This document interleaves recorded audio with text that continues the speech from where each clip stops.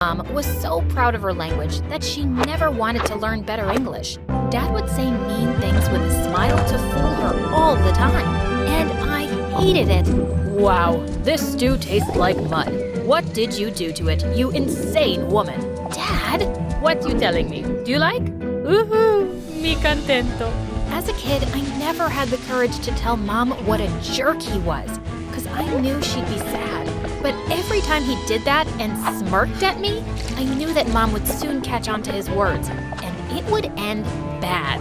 And over time, Mom learned more English from her neighbor friend, and she realized that all these years, Dad had just been giving her hatred. Their fights got bigger, and one day when I was in the 7th grade, Mom finally decided she wanted a divorce. When I had to choose a parent, of course I chose Mom. We took off to Mexico that same night. Mom, are we going to Grandma's? Oh, mi amor. Grandma moved away a long time ago, but we have a new loving family here. A new family? The cab stopped at a huge mansion and a strange man ran towards us and hugged Mom. He also said something to me, but I didn't get a word. Mom then took me to a room, and it was all ready for me. Mom, what's going on? Who's this man? As Mom started telling her secrets one by one, I kept sinking deeper into the bed. That's Carlos, and he used to be my boyfriend long ago. If your grandma hadn't forced me to marry your dad, we would have been a big, happy family already. And you know what? He has a son your age, Matthew. What was I just hearing? Mom, I left my school, my friends, my whole life in New York for you. And you created your own family here and didn't even tell me about it? How could you keep all this from me? She kept explaining, but I just asked her to leave the room and slammed my door hard. It was so much to take in, and I just wanted to cry. Suddenly, I heard a loud, non-stop knocking on my door. Who is that? Okay, wait, stop that, I'm coming. I opened the door to find a boy standing outside, grinning at me. Who are you, man? Lost your way? Shouldn't I be asking you that? But your mama, well now, our mama said, Matthew, go meet your sister. So here I am, hermana. What? Whatever it is, don't call me that. Mama didn't teach you Spanish? Also, I heard New Yorkers are very stylish. But look at you. You're worse than my ex-girlfriend. Hey, that's a joke, okay? Don't cry. Can you do me a favor and please get the heck out of here? I made him leave, but he left loads of mud on the carpet. That night at dinner, Mom introduced me to everyone, and Carlos even made a toast to me. But after that, they all started talking in Spanish. Was I invisible? I stood up to leave, but then Mom held my hand. Where are your manners? We're having family time, Mia. Family? You all are clearly a family, Mama, excluding me. I don't even understand your language. Oh, Lord. Just use the language of love. It's easy. Try it. Mom, can't you see? I feel so left out, but you're just joking about it. I shook her hand off and walked up to my room. The next day, I was joining school and thought at least that would give me some relief.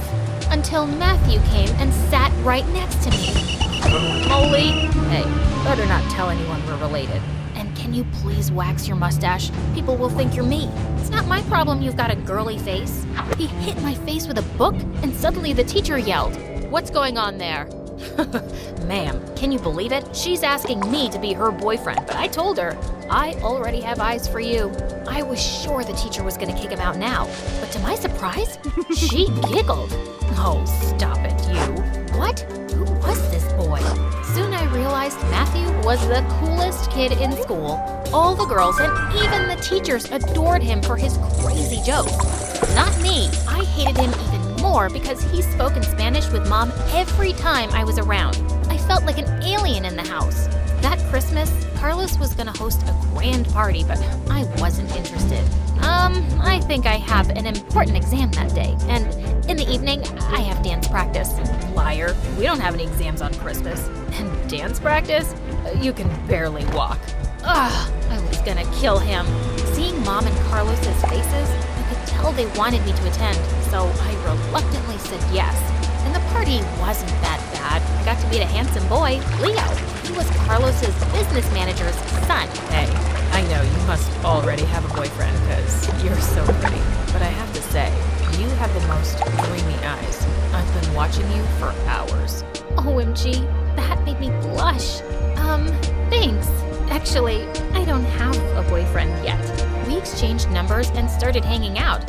He seemed really cool. But one day when Leo and I were having lunch in the school cafeteria, Matthew appeared out of the blue and pulled me aside. Have you gone mad? Why are you sitting with that jerk? He's not a jerk. He's my friend. Maybe future boyfriend. And why do you care anyway? Listen, he's not a good guy. He flirts with everyone, and God knows how many girlfriends he has. Look who's talking. The one who flirts with teachers? Just leave me alone, okay? I can handle my own life. I knew he just wanted to spoil my first real relationship. So I ignored him and left with Leo. After that, we started going out more often. One evening, Leo invited me to his house for a party, and I was having a great time. As we were dancing, Leo suddenly pulled me closer, and my heart skipped a beat. Oh, hermosa. Thank God you flew all the way from New York just for me. He held my face, and we kissed. Suddenly, someone kicked Leo hard, and he went flying into a wall. Matthew, what are you doing here? Just protecting you from this virus. He took my hand and started walking out, but I pushed him away.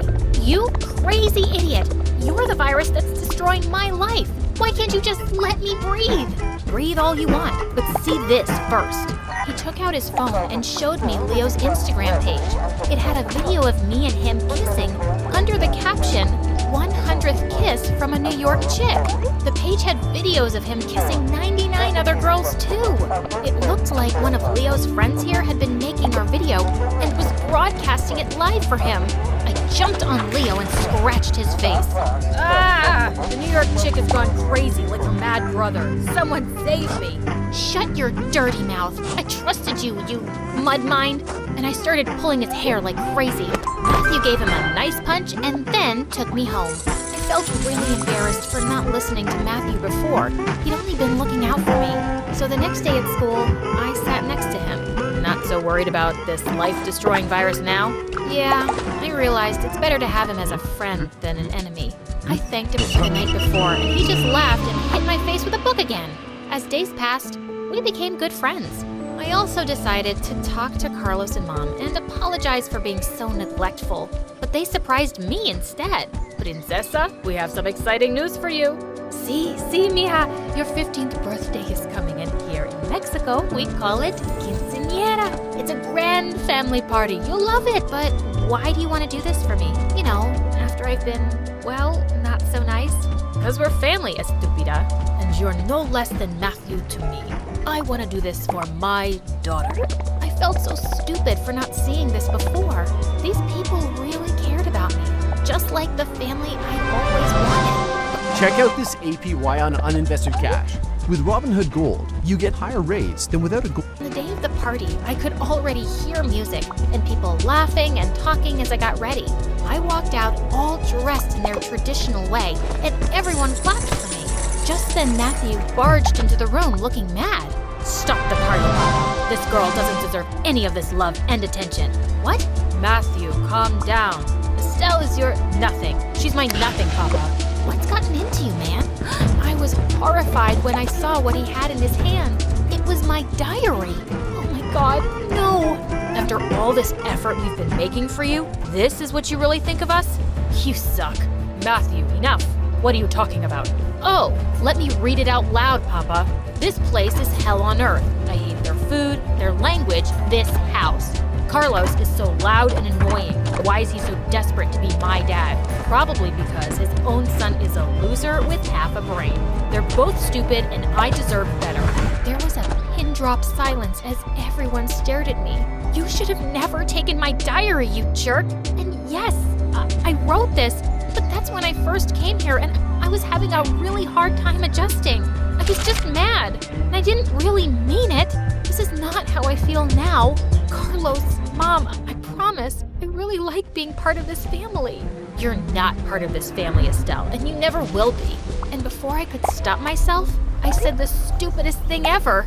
Oh, shut up, Matthew. You're not part of this family either, because you're adopted. It was something Mom had told me once, and Matthew didn't know about it. Now he did, because I just blurted it out. Carlos turned white, and Mom looked raging mad. What a lame thing to say, Estelle. As if. Tell her, Papa. Papa? Why do you look like that? Oh, Matthew. I meant to tell you on your 16th birthday. I promised I was going to, son. Matthew looked stunned. Carlos walked over to him, but suddenly he just pushed him aside and ran out. Carlos went after him, while Mom turned to me. I raised you better than this, Estelle, but it seems you're more like your dad, hurting good people for no reason, hurting your family. I'm so disappointed in you. Party's over, everyone. As the guests started leaving, I ran to my room in tears. I felt terrible. Even if Matthew had read my diary, I'd done something 10 times worse. And the next day, I was back to being the alien of the house. Nobody was talking to me, and I deserved it. Matthew wouldn't even look at me in school. Anytime I went near him, he walked the other way. I tried for days to make it up to him.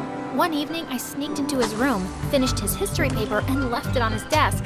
When he came home, he took one look at it, tore it up, and threw it in the trash. Then I had an idea for a gift that I was sure to make him forgive me. I used all my savings to get him a signed basketball from his favorite player. When I looked into his room later, I was horrified to find him slashing it with a paper cutter. Oh my God, what are you doing? This was signed by— I don't care. I just want you to stop doing things for me and stay out of my face. How do I make you believe that I'm really sorry, Matthew? I'll say it in Spanish. Lo siento. Lo siento mucho. There's nothing you can ever say or do that will make things okay. Now please, get lost. It just looked like things were ruined between us for good. But one evening, I was walking a few blocks away from our house when I saw two boys wearing masks drag Matthew into an alley and start beating him up. I charged at them while screaming, and with the baseball bat I had, I hit one of the boys straight in the knee, while the other one ran away. As he fell down, I pulled his mask off. Leo, don't you dare touch my brother again, estúpida. I left him there crying on the ground and helped Matthew up. He leaned on me as we walked back home, and as soon as we entered, Mom and Carlos cried out. Oh my God, what happened? Papa, I'm fine, really, thanks to Estelle. But why were you going around with a baseball bat anyway? I've been following you everywhere for days, Matthew. Leo came up to me a week ago and said he would do something to make you pay for exposing him at his party. I knew you wouldn't really listen to me, so I had to do something.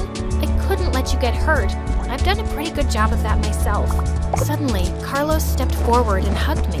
Mi amor, you saved my son today, and I want to forget everything else. I know you didn't mean those things. And I'm okay about knowing about the adoption, Estelle. It came as a shock, but Dad and I have talked a lot about it since, and I'm fine. It doesn't really change anything. You don't always have to be related to be family. I understand that now, and I'm so happy Mom brought me to you guys. I'm sorry about everything. And Carlos, you're the dad every girl wants to have. I love you. Carlos had tears and hugged me. Mom did too. Don't forget me.